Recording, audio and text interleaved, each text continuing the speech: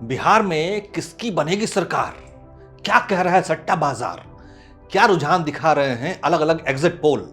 आपने अलग अलग समाचार माध्यमों के जरिए बिहार चुनाव पर अलग अलग अनुमान देखे होंगे, लेकिन उदय इंडिया आपके लिए लेकर आया है चुनावी पूर्वानुमान और सट्टा बाजार का रुझान एक साथ। तो जुड़े रहिए अगले 4 मिनट तक मेरे साथ।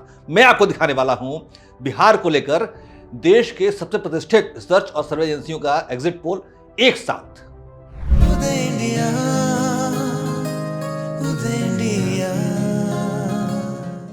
नमस्कार, उदय इंडिया में स्वागत है आपका। मैं हूं अंशुमान आनंद। बिहार में विधानसभा की 243 सीटें हैं और सरकार बनाने के लिए 122 सीटों का जादुई आंकड़ा चाहिए। लेकिन कौन सी पार्टी इस जादुई आंकड़े के करीब पहुंचकर सरकार बनाने की स्थिति में आ सकती है, इस बारे में फौलादी सट्टा बाजार का अनुमान है कि बिहार में जेडीयू और भाजपा साथ मिलकर 130 सीटें जीत सकती है, जिसमें भाजपा को 68 से 70 और जेडीयू को 58 से 60 सीटें मिल सकती हैं। यानी दोनों पार्टियां साथ मिलकर आसानी से सरकार बनाने की स्थिति में पहुंच सकती हैं। वहीं फौलादी सट्टा बाजार के आकलन के मुताबिक मुख्य विपक्षी महागठबंधन यानी राजद और कांग्रेस मात्र 85 सीटों पर सिमट सकते हैं, यानी सरकार बनाने में नाकाम रह सकते हैं। अब ये तो था फौलादी सट्टा बाजार का अनुमान।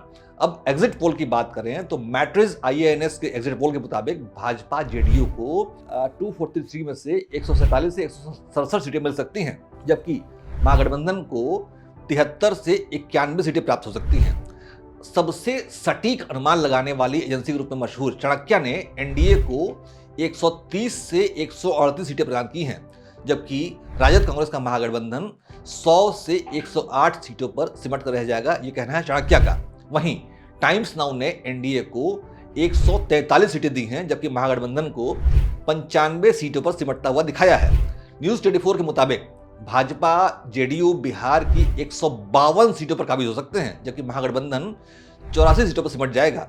वहीं न्यूज 18 ने एनडीए को 140 से 150 सीटें मिलने की संभावना जताई है, जबकि आरजेडी और कांग्रेस को 85 से 95 सीटों पर समेट दिया है। अब कुछ ऐसे ही आंकड़े People's Pulse, People's Insight, Poll Strat, JVC Polls, Poll Diary, Praja Poll Analytics, TFI research, P MARQ, Rudra research, DV research जैसे संस्थानों ने प्रस्तुत किया है। इस तरह के कुल 17 रिसर्च और इलेक्शन डाटा एनालिस्ट एजेंसियों के आंकड़ों पर गौर किया जाए तो इनमें से किसी भी एग्जिट पोल में राष्ट्रीय जनता दल या कांग्रेस की जीत होती दिखाई नहीं गई है।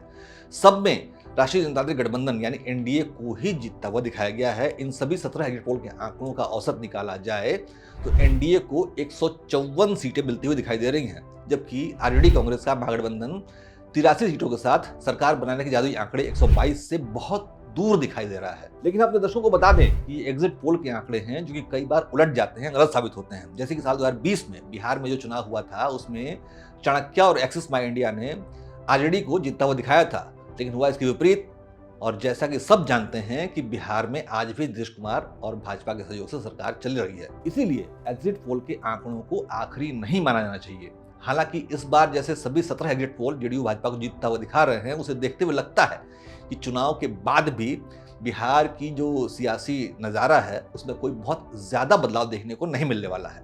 जय हिंद, जय भारत।